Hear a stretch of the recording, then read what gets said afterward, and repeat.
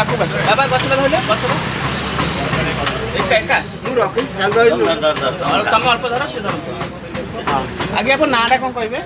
ଦଧି ବ୍ରାହ୍ମଣ ସାହୁ ଆପଣଙ୍କ ଘର ନରସିଂହପୁର ନରସିଂହପୁର। ଆପଣ ଗଛ ଲଗେଇବାକୁ ଇଣ୍ଟରେଷ୍ଟେଡ୍ କାହିଁକି? ବାଡ଼ି ଅଛି ଫାଙ୍କା ପକେଇ ଲଗେଇମୁ ଆଉ। ଆପଣ ବୟସ କେତେ? ବୟସ 80। ଏଇ ହେଉଛି ପେସ୍ତାବାଦାମ ଗଛ। ମୁଁ 20 ଲକ୍ଷରୁ ଅଧିକ ଗଛ ଫ୍ରି ଅଫ୍ କଷ୍ଟ ଡୋନେଟ୍ କରୁଛି। ଆଉ ତାଙ୍କୁ କିଛି ଗଛ ଆପଣଙ୍କୁ କିଛି ଗଛ ମୁଁ ଦେଲି। ଆଉ ଅନେକ ଭେରାଇଟି ଗଛ ମୋ ପାଖରେ ରହିଅଛି। ଆପଣ ଯଦି କହିବେ ମୁଁ ମାଗଣାରେ ଆପଣଙ୍କୁ ଦେବି। ଭାଇ ନମସ୍କାର। ଜୟ ଜଗନ୍ନାଥ ଜୟ ଜଗନ୍ନାଥ। ଦେଖନ୍ତୁ ନା କେତେ ସୁନ୍ଦର ବ୍ୟକ୍ତିତ୍ୱ କେତେ ମହାନ ବ୍ୟକ୍ତିତ୍ୱ।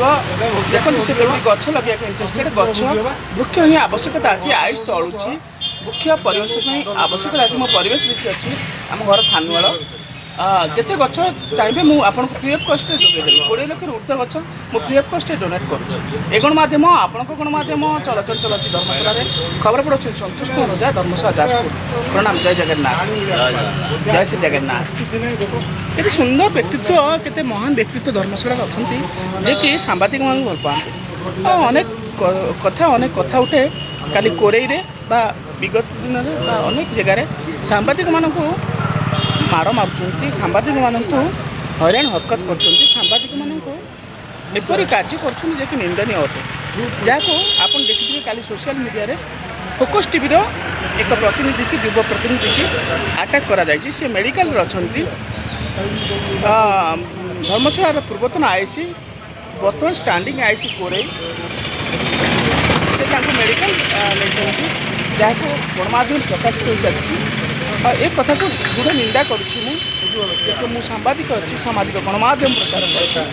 ଏପରି କାର୍ଯ୍ୟ କରୁଛନ୍ତି ସାମ୍ବାଦିକ ଆପଣମାନଙ୍କ ସେବାରେ ସେବାର ମନୋବୃତ୍ତି ନେଇ ସାମ୍ବାଦିକ କରିବା ଦରକାର।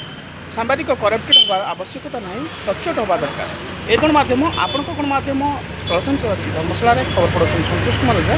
ମୁଁ ପରିବେଶବିତ୍ ଅଛି। ପରିବେଶର ସୁରକ୍ଷା ପରିବେଶର କିପରି ସୁରକ୍ଷିତ ରହିବ କିପରି ପ୍ରଦୂଷଣ ମୁକ୍ତ ହେବ ସେଥିପାଇଁ ମୁଁ ଟ୍ରାଫିକ୍ ଜାମ୍ କରିଦିଏନି ଟ୍ରାଫିକ୍ ବି କରେ।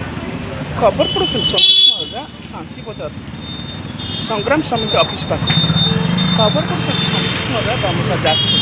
ଏଥିଲା ସଂଗ୍ରାମ ସମିତି ଅଫିସ୍ ଆପଣଙ୍କୁ ଦେଖାଉଛି ସଂଗ୍ରାମ ସମିତି ଅଫିସ୍ ପାଖରେ।